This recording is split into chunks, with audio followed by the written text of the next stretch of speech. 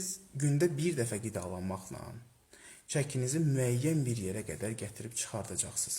Bəli, aşağı düşəcək. Bəli, mən nə yalan deyim, arıqlayacaqsınızmı? Bəli, arıqlayacaqsınız.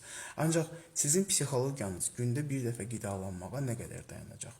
Bir müddətdən sonra siz ya hər şeyin başını buraxıb başlayıb qat-bə-qat daha çox yeyəcəksiniz. Burada artıq fiziki problemlərdən çox psixoloji problemlər. Nə qədər özümə qısıtlaya bilərəm bu həyatda. Bir müddətdən sonra doğrudan da alınmır. Tələsirsiniz.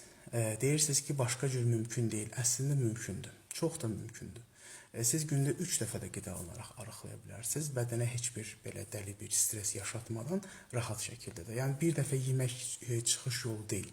Sabah gün bir dəfə yeyəcəksiniz. Sizin həm metabolizminiz, həm ümumiyyətlə bədəniniz həmin o bir dəfə yeməyə alışacaq. Sonra bir müddət sonra 2 dəfə yeyəndə, 3 dəfə yeyəndə artıq əlavə kalori qəbul etmiş olacaqsınız.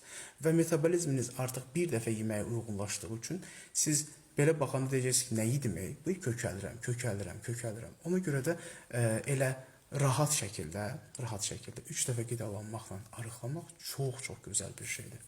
Onsuz da mənim marafon qruplarımda yazdığım menyuların hamısı 3 dəfəlik qidalanmaq əsasındadır.